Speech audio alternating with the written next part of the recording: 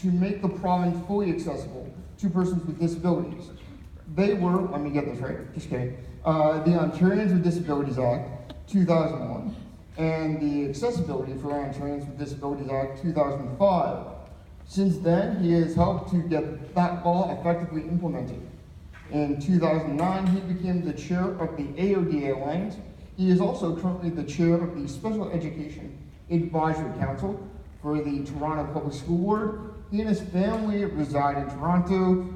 Please welcome my longtime friend, David Lepofsky.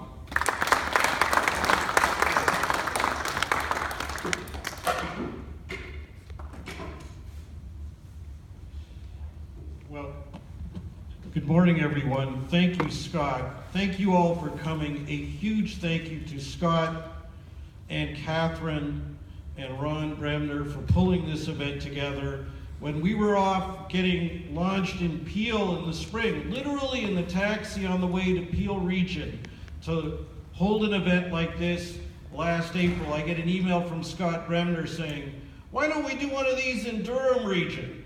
And here we are.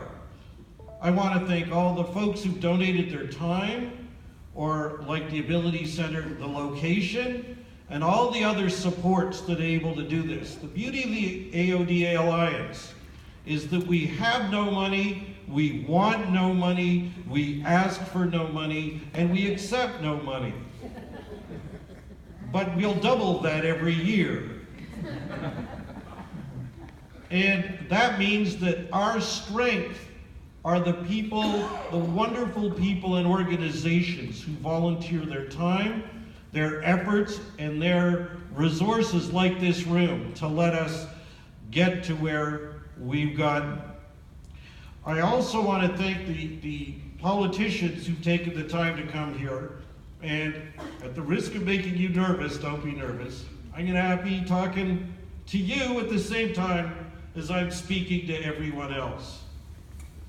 It is phenomenal that after a decade of advocacy, we won a law in this province that requires the province to become fully accessible within 20 years, and that requires the government to lead us there, and that tells the government how they're supposed to do it. And it's thanks to people like you around this province fighting for a decade from 94 to 05. One community at a time, one MPP at a time, one town hall meeting at a time, that we won that legislation, and we won all party support for it. And it's also really commendable that we've made some progress towards accessibility since 2005. And frankly, it's great that we've got a dedicated minister for accessibility, and frankly, while I'm both nonpartisan between political parties and between members of cabinet, I got a huge smile when I heard that our new minister would be Tracy McCharles. By the way, it's a nonpartisan smile, but it's still big. Because I've known Tracy for some time, and we've talked and collaborated and discussed these issues, and we've got a relationship of mutual respect, mutual bluntness, and that's what we need. Well, all of that is good, but there's one thing that's not, and by the way, it's especially good that Minister McCharles said today that she, not just her government, but she is committed to full accessibility, to reaching full accessibility by 2025. But the thing that's not good is that we aren't on schedule. We're behind schedule, and we're getting further behind every day. And that's not just my view or the view of the grassroots AODA Alliance from one end of this province to another. But it's the feedback the government got in late 2014 from an independent review that the government itself appointed, and that was conducted by the former Dean of Law at the University of Toronto, Mayo Moran. Her feedback to the government was that substantial new measures need to be taken to get Ontario to that goal. Her feedback was that even after a decade on the books, While helpful steps have been taken, this law has not made a significant difference in the lives of people with disabilities. Well, the rest of my time with you is to talk to you about how we change that. And I believe we can. But I want to just take one moment before I do to reflect for just a moment on what we've all been thinking and talking about since last Tuesday in the United States. There is a lesson that we can take from it. I don't believe it's the lesson that the attitude that has worried us, so many of us, caused sleepless nights and angst since then, is widely echoed in Canada. But the message we should take from it is twofold. Number one, we can never take our equality rights for granted. And number two, we can never leave it to someone else to make sure they're safeguarded. Every one of us has to become an advocate and an activist for equality, and for people with disabilities, that means accessibility. Now, I believe we can do it, and I'm going to tell you how, but I want to tell you how by taking you back in time 22 years, because 22 years ago, I was in a room at Queen's Park with a group of about 20 people who went to a standing committee meeting. This is back when Bob Rae was NDP and they were the government. That was a while ago. And we went there for a parliamentary committee meeting to watch. But what we came out with, moving down the hall, was a new political movement, a nonpartisan movement, a movement of people just like you with disabilities and people who care about people with disabilities who said, you know what? It ain't working. We need a new law to make sure that we get full accessibility in Ontario. Now, can I tell you, when I walked in that room, I didn't know we were going to form a new movement, and I had no idea I would become a community organizer and take on a volunteer leadership role, and I sure had no idea that it would be a dominant thing in my life for the next 22 years, and I think if somebody had tapped me on the shoulder and told me that was going to happen, I probably would have gone to the washroom and stayed there. But I'm really happy nobody did tap me on the shoulders, and I'm really happy I didn't avoid going in that room, because what I've witnessed is amazing, because people just like you around the province started in that room with a goal that was utterly impossible, unrealistic, unimaginable, and yet we forged ahead and we organized one community at a time in events just like this. And what we did was we put the issue on the map, and we put it on the political map, and we raised it in one riding after another, and it won all candidates debate after another into all three political parties until no one could say no. And that's how we won this legislation. And if you want to know how it's done, don't ask me, ask Catherine Bremner. Because what we did was we went to each community and found people who came forward and they just said, I want to help. What can I do? And by the way, most of these people had never been activists and wouldn't call themselves activists, and probably if you told them they were activists, they'd go, no, I'm not. And these are not people who are a loudmouth, balding, blind lawyer, but good old-fashioned Ontarians who just said this isn't good enough. And Catherine became our secret weapon. Because you know what? I go on television and I give our sound bites, and that's great. But then Catherine got on television sitting next to me. And she looked at that camera and she said, I'm a mom and I have a young boy and he's got a disability. Where will he go to university? Where will he be able to get in? And the debate was over. I didn't have to say another word. In fact, nobody was listening to me anyway. Not that they do. But that message captured a generation. And people with the same message around Ontario, with groups, meetings just like this, captured the attention of a generation in Ontario. And that's where our law came from. And what's amazing is that it's not only captured that generation, but look over at Scott. It's captured the next generation. And that's how we're going to make sure we get back on schedule. So what do? Well, the first thing we got to do is we got to ask ourselves, why are we not on schedule? We had unanimous support. And look in this room. What have we got here? Not only have we got folks from the community, but we've got folks from the provincial government, the federal government, and municipal government all speaking up in favor of this cause. We have folks here, can our MPPs help me out here? We got a Liberal, Yep. we got a New Democrat, Yep. we got a Conservative. Yep. Yes. They don't agree on anything, but they agree on this. Look what we brought together. Look what Catherine and Ron and Scott and our volunteers have brought together on a Saturday morning out here in Whitby. We can win. But before I give you your action tips, you gotta know why it's fallen off the rails. It's not fallen off the rails because people are against us, or because they've tried and they've found out it's a bad thing to do.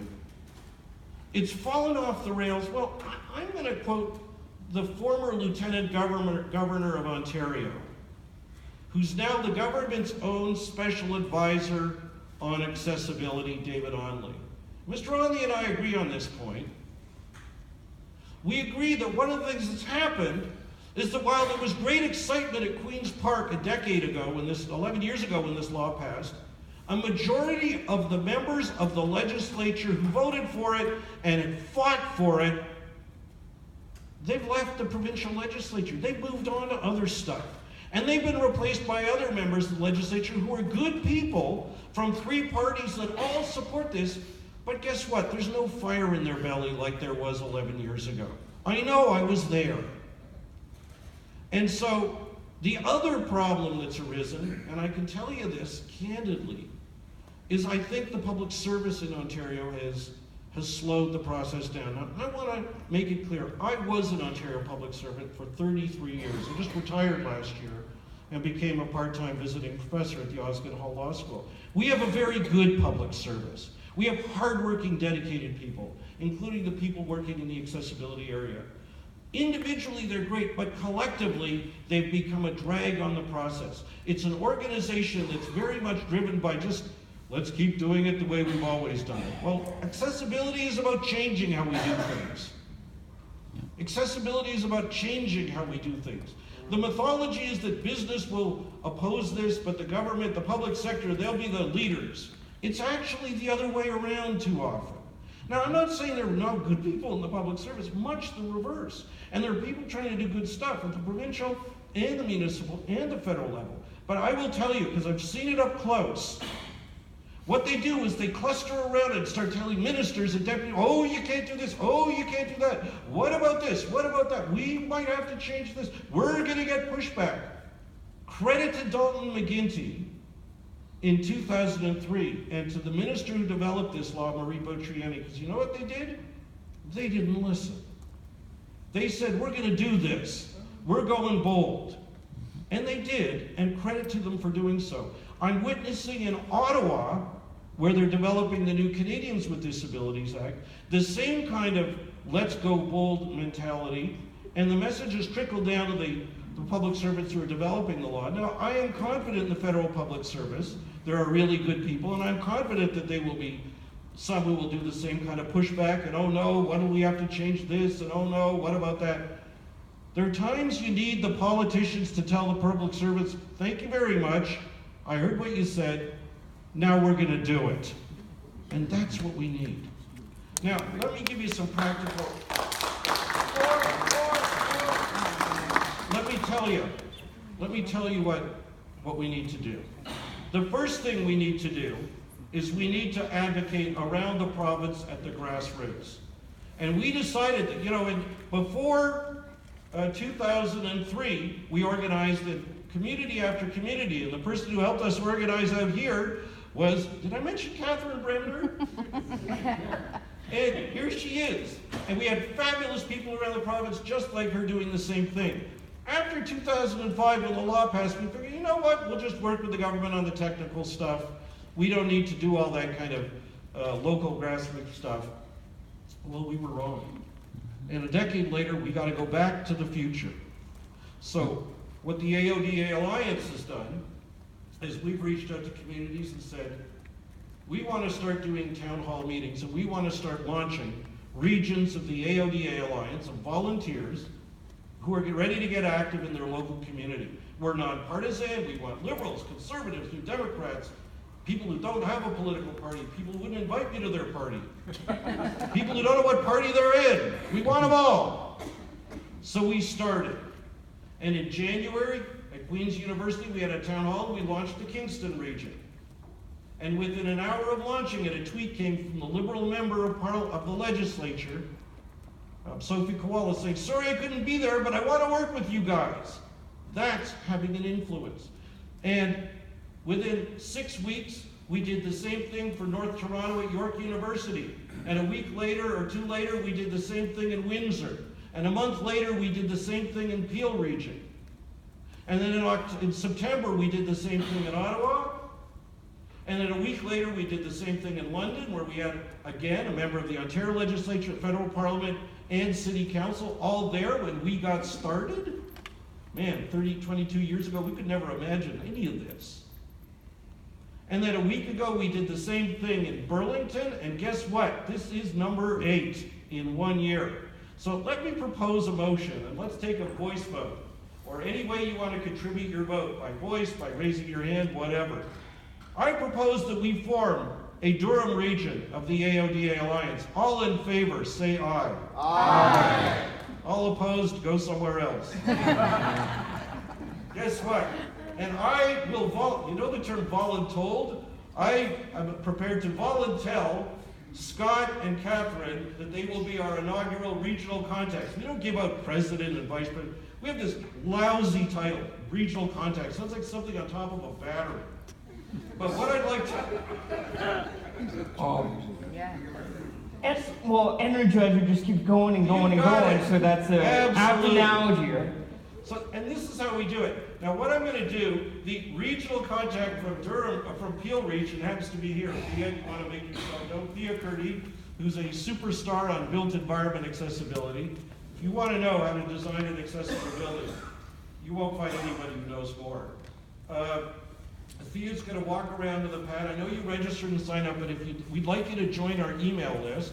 Even if you're on it already, please sign up. We'll either print your email and your name, or Thea can assist you if you need help. And if you'd like to be on the steering committee for the Durham region, we'll just tell us, and we'll put a star next to your name. And the the steering committee is going to help you put into action the action tips I'm going to talk about. And really, the action tips boil down to two. And we got people in this room who can help you learn. Our folks from Queen's Park, our folks from City Council, our MP from Ottawa can tell it, because they're with us. They care about this, but they're also in the political process. Recommendation number 1 for action. We need you to get to all of your members of the Ontario Legislature in this area from all the political parties and press them to press the government and for more action. And I'm going to give you the action checklist in a minute. They need to hear not just from me and not just from the AODA Alliance at the leadership level. They need to hear from people like you. Every single one of you can do it. You need to go, you need to talk to their staffers, you need to book a meeting, you need to tell them what your priorities are, and we need the following. And this is nonpartisan. For Liberals, we want them to go to the Premier and say, we want more action to get you back on schedule. For the NDP and the Conservatives, we want more action by you pressing the government, you raising this in the legislature, you getting your own party leader to talk about this more. This is not a partisan issue. We don't campaign to elect or defeat anyone. Why, we've got in the Niagara and Ottawa by-elections right now, we're pressing all three parties for commitments. We did the same in the by-election in Scarborough. We don't pick favorites. We want everybody on side. Yep. So that's the first thing we need you to do. And then the second thing we need you to do is to use the new high-powered weapon, no, it's not lethal or dangerous, the new high-powered weapon in the campaign for accessibility. Anybody here have a smartphone? That's all you need. And if you don't have one, your friends do, or your kids do, or your spouse does. It's all you need. That's our new weapon. And how do you use it? You go out into the community, you take pictures of accessibility barriers, physical barriers, any kind of technology barriers, whatever they are, and tweet them. Now, if you're not into Twitter, take it from me, it's the best thing ever. It costs nothing. You tweet the picture, you add a couple of words so the blind folks like me know what the picture is, but then you need to put in one word that ensures that we all see your tweet. It's called a hashtag. It means a search term. I talked to a couple of 20-somethings to get advice on this. I talked to a friend of mine who happens to be, was Barack Obama's social media leader in 2008, so can't get better than that. And what is it? Number sign, AODA fail. Number sign, AODA fail. So if you go to twitter.com right now, even if you have no Twitter account, and in the search box you just type the number sign, no spaces, and the letters AODA fail, you will see grassroots people do crowdsourcing, pointing out barriers around the province. Now, what do we do about it? We do a couple of things. The first is, we are hoping that the organizations that see these try to fix them, and some do, and some have.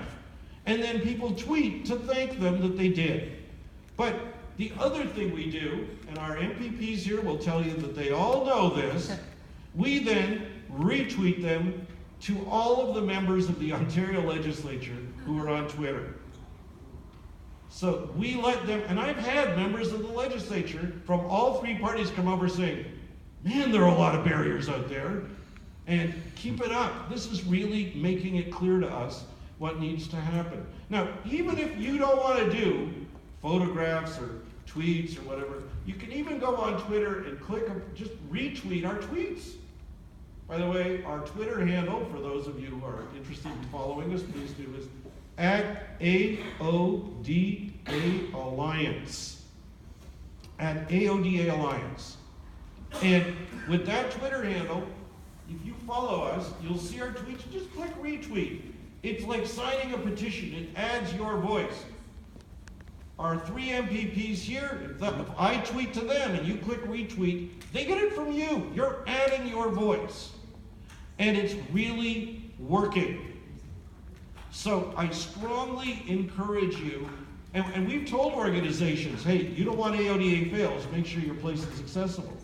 The Toronto Star did a great article on it. Spoiler alert, it's going to be on breakfast television Monday morning, I'm advised. And this is really getting attention. So, the two things to do. Talk to your MPP and do AODA fails. And our regional groups, we're asking them to help organize this. Why, in Kingston, some of the university students went around Queens and did an AODA failed video. It was fabulous. But what's the message? Now, this is the important thing. I want to just take a couple of minutes to talk to you about this. Because when you go to government, I've learned this as a community organizer and activist over 22 years, you can't go with a list of 1,000 things you want done. Because it's overwhelming. You need a checklist of a couple of priorities. And we offered two.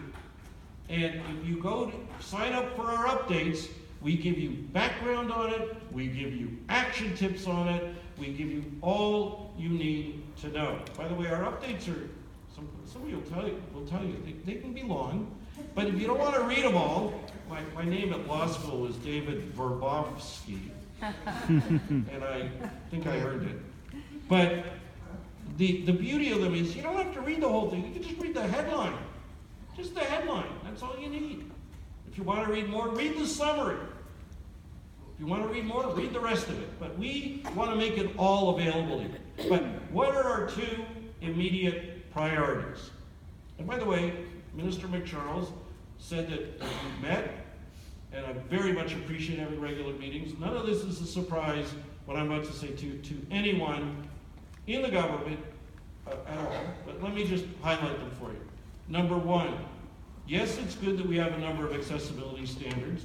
Yes, it's good that the government, after 4.5 years of advocacy, agreed with us to develop a new one in the area of healthcare accessibility. But we don't have an education accessibility standard, and we need one, and we need one now. Here, here. The minister commendably said that she's working on a new employment strategy. And we're delighted. By the way, Minister, I'd love to talk to you about it because your predecessor never really consulted us on what would be good to include in one, and we'd love to give you our input before you finalize it. And let's talk. I know you're open to talking, and I want to put that on the agenda. But let me tell you, the single most important employment strategy for people with disabilities, without which anything else is just going to be window dressing and Band-Aids. The single most employment strategy is an education accessibility standard. Because if kids with disabilities can't get a good education, they are going to be even further behind the 8 ball when they try to get a job. It's as simple as that. Again, quoting David Onley, the unemployment rate facing people with disabilities in Canada is not only a national crisis, it's a national shame. And that's the government's own special advisor, not somebody you're expecting to like candy coat the news. There's the news, the advice he's given the government publicly.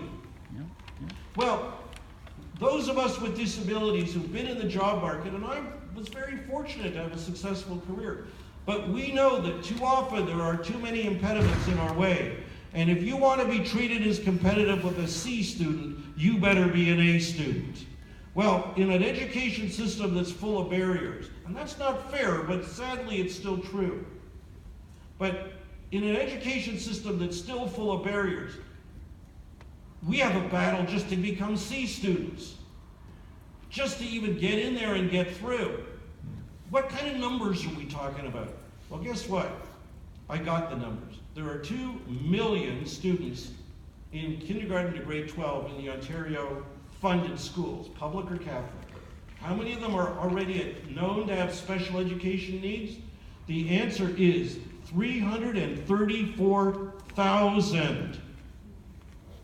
And that's not including people that aren't identified, because our special education laws don't even acknowledge that a mental health condition without a behavioral issue is even a special education need. Because our special education laws are 36 years old and pathetically out of date. Out of date and out of touch. Yeah. We have, so a bare minimum of 1/3 students. And then, what about those who are in colleges and universities with disabilities? What about those who want to go, but can't get barrier-free education? Well, what are the barriers we're facing? We know a lot of them. But the government got KPMG to do their own study. They gave us the study when we learned about it, and we just released a detailed analysis of it. And it shows just some of the barriers. By the way, KPMG didn't even talk to us.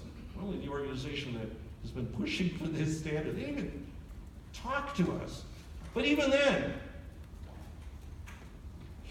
some of them they found, some of them they didn't. I'm going to tell you what we present. Number one, the built environment. There are too many educational facilities that are not physically even accessible. The Toronto District School Board, where I'm the head of the Special Education Advisory Committee, it's the biggest school board in Canada. 550 schools, and at the start of this year, according to TDSB's own measure, the number of the 550 which are physically accessible, 85. 85 out of 550. Why is that absurd? Well, to quote our Prime Minister, but changed by one digit, because it's 2016. Yeah. It's ridiculous. But when a school board goes to build a new school, or renovate an existing one with a new addition, there's no provincial standard on what to include. Every school board has to reinvent the wheel. Yeah. And all they can turn to are AODA standards that say nothing except new counter heights. Well, how many classrooms have counters?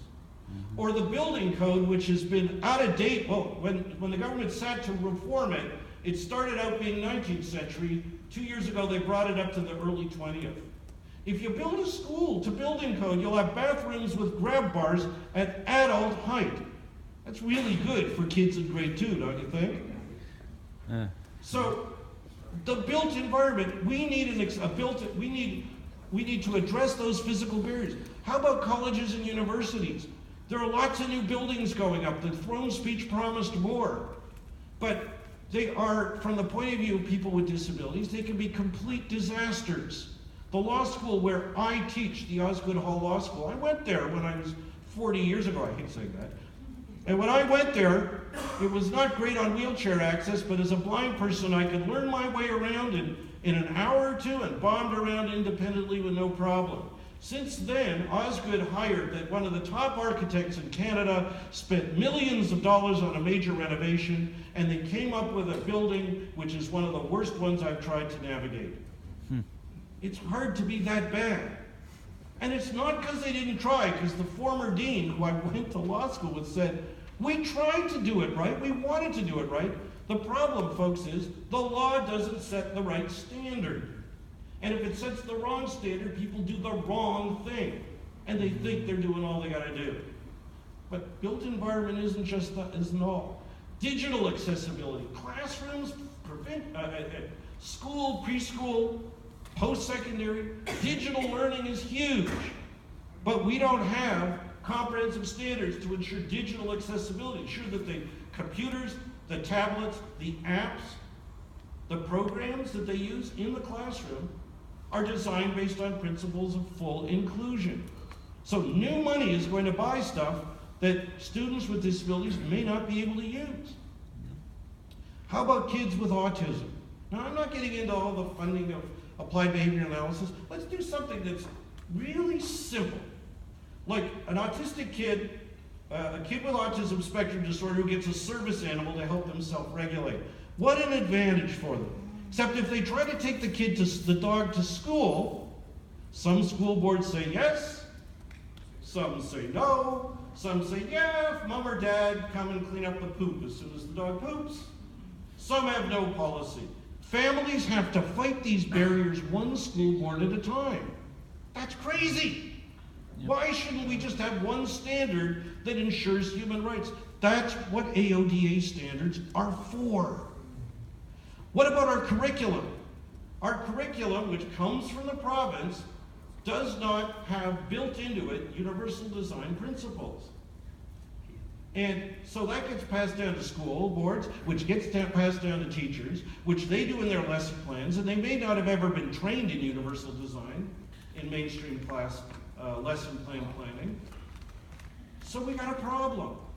There are any number of other recurring barriers. The fact of the matter is, it hurts everybody. It hurts families and kids with disabilities to have to fight these barriers one school board, one college, and one university at a time. It hurts schools and colleges and universities to have to thrash about and reinvent the wheel rather than get provincial standards that tell them what they need to do. An education accessibility standard would bring the school boards, the colleges, the universities, the unions, and us to the table to come up with the solutions recommended to Minister McCharles, who can then consult with their colleagues and decide how much they'll do. Now, the folks you would think should be against this are people who'd have to change what they do. And that's the frontline teachers and professors. Not because they're bad people, but because we know that, oh, if you regulate, well, the people are going to push back, right? Wrong. Who supports an education accessibility standard? Who's written the government? Well, get ready. The Elementary Teachers Federation of Ontario, representing public elementary English teachers. The Ontario Secondary School Teachers Federation, representing public English high school teachers. The Ontario English Catholic, the Association of Catholic English Teachers of Ontario, representing primary and secondary English Catholic school teachers. The Canadian Union of Public Employees, Ontario, representing other educational workers throughout our education system. And the Ontario Confederation of University Faculty Association, representing university professors and librarians. Key people on the front lines of our education system aren't saying, oh, don't make us do it. What they're saying is, we need it. So if students and their families say we need it, and teachers and their colleagues say we need it, why has it taken a half a decade? Because we need you to bring the message loud and clear.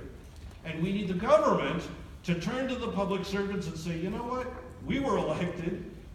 We're going to do it. 10 years ago, to the credit of the government, 10 years to the credit of the provincial government, they decided quickly that we needed a transportation standards development standard. They didn't spend 5 years deliberating on it. They didn't let the public service drag it down and tie it up and slow it down. And believe me, the transit public sector is about the most recalcitrant sector we've had to deal with. But the government showed leadership, just said to the public service, we're doing it. We'll work out the details later. That's what we need now. Now, you've heard from the minister that the premier, and she said this publicly at Queen's Park, that the premier met with me and the minister. That's fabulous. And that we had a good discussion of this. But we need that to go the next step, to go from a good discussion to a good decision. If you look at the political parties, the NDP have said yes to an education accessibility standard. The Liberals have said we're considering it. The Progressive Conservative leader hasn't taken a formal position, but Bill Walker, their critic, asked the Premier why they're not doing it and has indicated a willingness to fight for it. We want to get to the position where all three parties just say yes. We need your help. Get that message out. What's the other priority? I can talk about it way quicker. The other immediate priority is the effective enforcement of the Accessibility for Ontarians with Disabilities Act. And the good news is that the Enforcer-in-Chief came to speak to us this morning, Minister McCharles. It is the Accessibility Directorate under the Minister that has the mandate and the power to enforce it. But what we've found out, and the AODA Alliance has been in the lead on this since 2013, is that there's been rampant violations in the private sector, and the government's known it, and the government's done far too little to enforce it. Started out by doing nothing in terms of monetary penalties and compliance orders, and then after it got slammed in the press, started picking it up. And yet, it's not because there's no money, because we did a Freedom of Information request and revealed that up to last year, I haven't asked for the figures for this year, but up to last year, every single year, the enforcement agency has been under budget, sometimes in excess of $1 million. They got the money, they got the mandate, they know of the violations, they got the power. They need the direction. Last year, the government released the independent review by Mayo Moran, and she really, in a polite but firm way, hammered the government on the need for more robust enforcement. Within a week of releasing that report, the minister then responsible, not Minister McCharles, but her predecessor, wrote us to say he was cutting the number of AODA audits by over a third, and then claimed to be a world leader on accessibility. Excuse me, it don't add up. But last June, a year ago June, in honor of the 10th anniversary of the AODA, the prior minister said he was going to strengthen enforcement starting this year. We're eager to work with Minister McCharles to make that happen. Now, enforcement doesn't mean it's got to be brutal and it's got to be harsh. The law has a very gradual and fair process. First, you give notice to comply. And if the organization then doesn't comply, if they comply, that's great. If they don't comply, then there's our steps, including monetary penalties. They have fair process, procedures like appeals. This is not a draconian system. It's a relatively gentle system. But it needs to be used. For those who might say we need to first reach out and raise awareness among obligated organizations, that's been going on for 11 years. Like, enough. It's time to show, the word is out among many obligated organizations, and I'll tell you, even internationally, that Ontario was not seriously enforcing this law. And we know, if you don't enforce the speed limit, you know how fast people are going to drive. If you don't enforce seatbelt laws, you know how often people will wear their seatbelts. If you don't enforce laws governing texting while driving, you know how many people will stop texting from driving. If you don't enforce laws on accessibility, you know what's going to happen. And it's happening. To the credit of the minister who brought this law in the day it passed, Minister Butriani, she sat next to me at Queen's Park at a news conference, and she said, she was a psychologist, by the way, she said, we know from studies that if you don't enforce the law, people don't think it's going to be enforced effectively, they're not going to obey. She was right. The government was right to listen to her. We urge the government to listen to her now. So, our two messages, our two priorities are simple. Commit to an education accessibility standard. Ramp up AODA effective enforcement.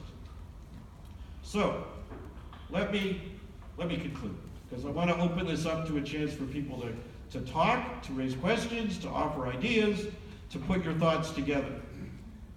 I'm an optimist.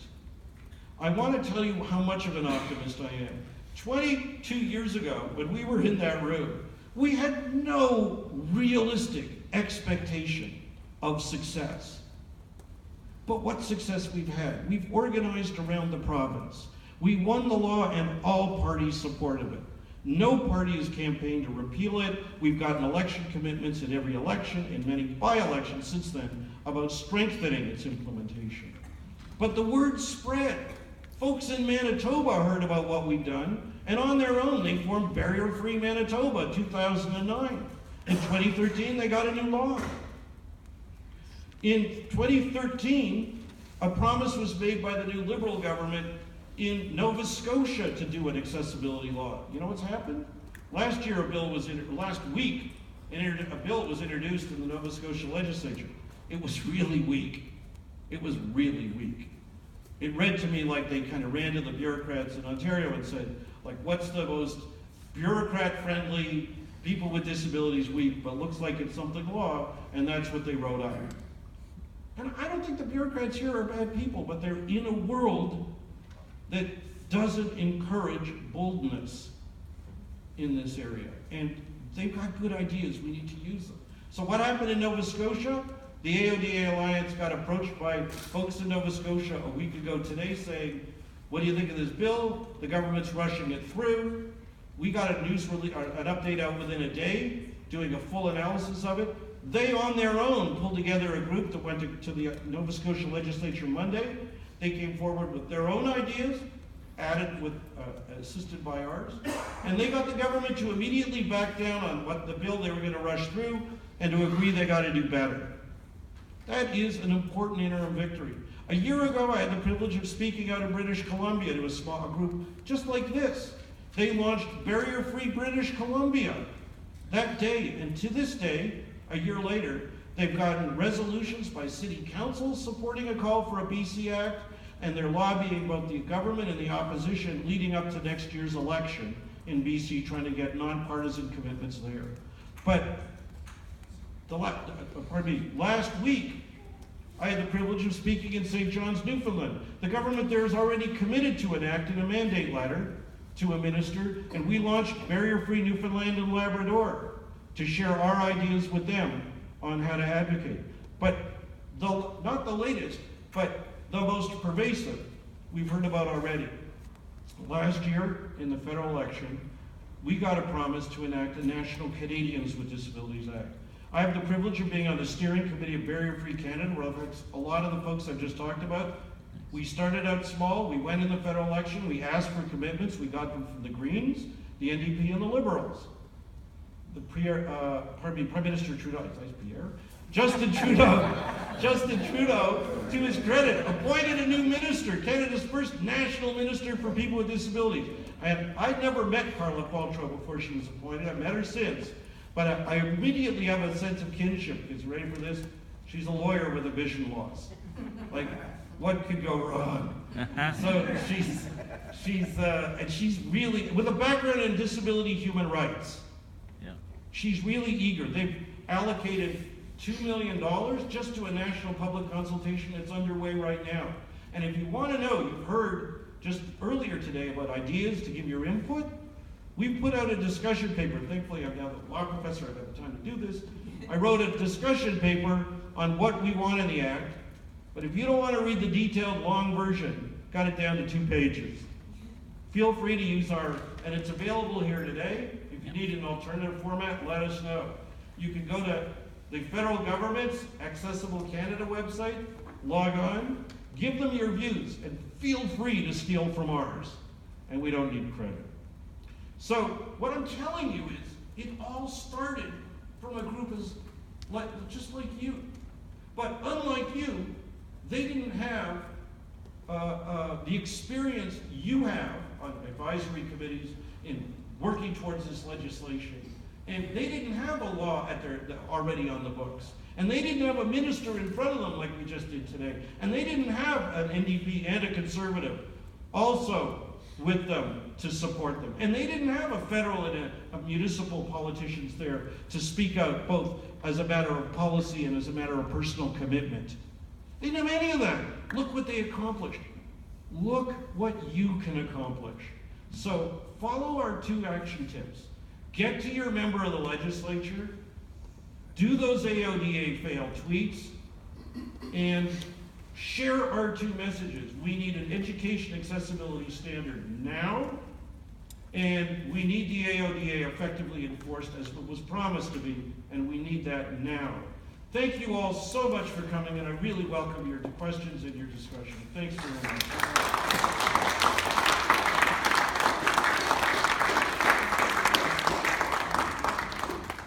Thanks, David. The microphone is over there. If anybody has any questions that we can answer. The one thing I will say, and I'll keep this very short, is David was talking about how my mom was. How my mom mentioned how what's my son going to do? Where's he going to go to school? What's his life going to be like? Well, that boy grew up. That boy